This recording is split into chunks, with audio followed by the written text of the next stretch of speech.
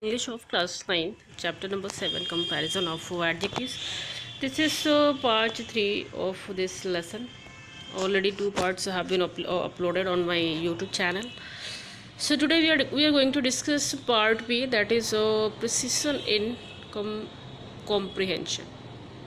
Precision in comprehension. Okay, in this there is a something talked about comprehension that you please read from your book. If I'm going to discuss this thing, the video will be longer.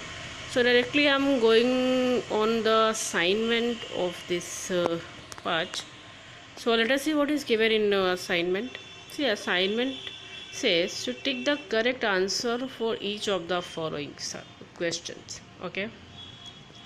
See, as a long distance runner, he is second to none. The italicized phrase indicate the. ठीक है, तो आप ये देखेंगे कि in this question this part of the sentence is given in italicized phrase. तो इसका मतलब क्या है? सेकेंड टू नन देखते हैं कि पहले तो ये क्वेश्चन समझ लीजिए कि as a long distance runner he is second to none, कि ठीक है एक लॉन्ग डिस्टेंस रनर के तौर पे वो सेकेंड टू नन, इसका मतलब समझिएगा कि किसी से भी पीछे नहीं हुआ है ना. तो देखते हैं ऑप्शन में क्या है. He is better then somebody, he is better then somebody. Somebody की बात कर रहे हैं, दैन का यूज़ कर रहा है. अब यहाँ पे नन है तो यहाँ पे दैन है, तो ये तो ऑप्शन नहीं होना है. ही इज़ सेकेंड रेट रनर, ये तो कहीं से भी नहीं है लग रहा है. He won all his races, देखिए इसमें आप थोड़ा सा कंफ्यूज हो सकते हैं. He won all his races, ठीक है, ये भी हो सकता है आंसर, क्योंकि this answer is some near about the answer given there. Okay, but what is the exact answer? That nobody is better than he. ठीक है, नन की बात कर रहे हैं ना, तो कोई भी उससे बेटर नहीं है, वो किसी से भी सेकेंड नहीं हुआ. तो answer D is the answer. ठीक है, एक और आंसर है he has never come to second in the race, but ये भी आंसर नहीं है. तो answer D is the answer. बात करते हैं सेकंड की. Second says reading between the lines I would say that she is unhappy. The meaning of the statement is, इसका क्या मतलब है? रीडिंग बिटवीन द लाइन, पहले तो ये समझ लीजिए कि कैसे ये चीज़ समझेंगे. पहला ऑप्शन दे रहा है कि I am telling you confidently that she is unhappy. ये तो नहीं लग रहा है भाई. She has said in a special code, नहीं उसने कहीं भी नहीं कहा, तो ये भी नहीं है, कहीं ऐसा कहा भी नहीं.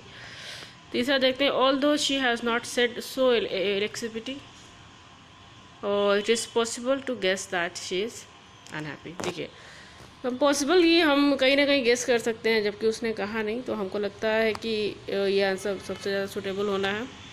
दो ऑप्शन और पढ़ते हैं. एट इंटरवल्स वाइल रीडिंग, इसका भी कहीं जिक्र नहीं है, तो ये ऑप्शन नहीं होगा. Every few lines indicate that she is not unhappy, नहीं ऐसा भी नहीं है, तो ये भी आंसर नहीं होगा. तो आंसर सी. ठीक है, now number 3, my husband will buy whatever kind of car he personally wants regardless of my wishes. यहाँ पर रिगार्डलेस का मतलब क्या है? ऑप्शन देखते हैं. ठीक है, ये रिगार्डलेस का मतलब पूछ रहा है. फॉरगेटफुल नहीं, out of concern, can be, irrespective, in consideration, और रेस्पेक्टिंग भी तो नहीं होगा भाई, तो ये तो हटा ही दीजिए. देखिए कंसिडरेशन भी नहीं होगा, तो इन दोनों में से बात करते हैं. तो irrespective is the correct answer. ठीक है, irrespective, answer number C is the right answer. ठीक है, 4 देखते हैं. One night 4 of us traveled from my village to the next, but all but one of us were small boys.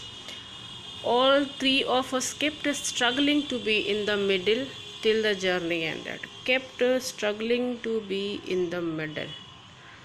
तो इस sentence को complete करना है. देखिए क्या होगा. Because why they were kept struggling to be in the middle till the journey ended, because they were traveled on the hot day. नहीं, ये हॉट डे की बात ही नहीं है, क्योंकि ये तो नाइट की बात है, तो ये ऑप्शन वैसे भी कट करिए. ऐसे आप अपने आंसर्स को ढूंढ सकते हैं. Because they all were tired, नहीं स्ट्रगलिंग कर रहे हैं तो वो टायर्ड कहाँ पे हैं भाई, ये भी हटा दीजिए. ठीक है, फिर आइए because all of us made a journey, नहीं ये भी नहीं है. Because we were too afraid to let और अ ट्रायल बिहाइंड. ठीक है, वो थोड़ा सा डरे हुए हैं कि आगे की जो ट्रायल हैं, आगे की जो वेज हैं वो कैसे हो सकते हैं, because the journey was interesting है, ये भी आंसर नहीं है। ठीक है, पांचवा देखते हैं। Naveen is always late for duty, when he comes to his office he starts bullying those under him. His co-workers do not like him. Many complaints have been lodged against him. Complete the sentence by asking one of the following. ठीक है, तो इसमें से क्या कर सकते हैं कि वो जब ऑफिस आता है तो क्या करता है, सबको बलिंग करना स्टार्ट करता है, और उनके वर्कर्स उनको उसको लाइक नहीं करते उसके बिहेवियर से। बहुत ढेर सारे कंप्लेन भी फाइल हुए उसके अगेंस्ट। ठीक है, because his bark is worse than his bite, नहीं, because he is reasonable, reasonable होगा तो लड़ेगा ही नहीं। बिकॉज ही इज़ करेक्ट, इसका भी कोई ताल्लुक नहीं है यहाँ पे। और नेक्स्ट देखेंगे, because he does not agree with anyone, यहाँ पर भी मैं नहीं जाऊँगी। और वो ऐसा क्यों करना चाहता है, क्योंकि वो क्रिएट अनप्लेजेंट माहौल फ्रॉम हिज ऑफिस, अनप्लेजेंट माहौल को क्रिएट करना चाहता है ऐसा करके। तो answer E is the right answer. Number 6 देखेंगे, my brother got us to the station at 7:10 AM, he always cuts it fine. Italic means बेटा यही इटैलिक्स है, ऑलवेज कट इट फाइन, यहाँ से लेकर और ये, इसका मतलब क्या है। देखिए वैसे भी अपने आप में ये आंसर समझ में आ रहा है, ही ऑलवेज कट्स इट फाइन। ठीक है, arrives, always arrives in good time, arrives only just in time, always take shortcut, नहीं shortest solution, always arrive late, ये भी नहीं है, he always drive। ठीक है, ये तीनों तो नहीं है, आप ये तीनों हटा दीजिए। इन दोनों में बात करते हैं, always arrives it in good time, he always arrives just only, मतलब what a accurate time, he always comes on that particular time। तो आंसर बी इस तरह आई है। ठीक है, अब ये जो ऑप्शन है यहाँ पे ख़त्म होता है, तो मैं इस वीडियो को यहाँ पे एंड करूँगी, because now that otherwise this video will be longer. Next video में बात करते हैं इसी प्रैक्टिस सेट की, सॉरी प्रिसीजन नहीं, बी पार्ट हम लोग डिस्कस कर रहे थे ना। हाँ, तो ये बी पार्ट कंप्लीट हो गया, बट अभी नेक्स्ट पार्ट में मैं पार्ट नंबर 4 लेकर आऊँगी। ठीक है, सी, तो वहाँ पे आप सी देखिएगा क्या है, अदरवाइज़ मैं प्रैक्टिस सेट को डिस्कस करूँगी जो कॉम्प्रिहेंशन दिया हुआ है। ठीक है, तो आप आंसर करिए और फिर मिलते हैं नेक्स्ट वीडियो में। Till that time thank you so much and have a nice day.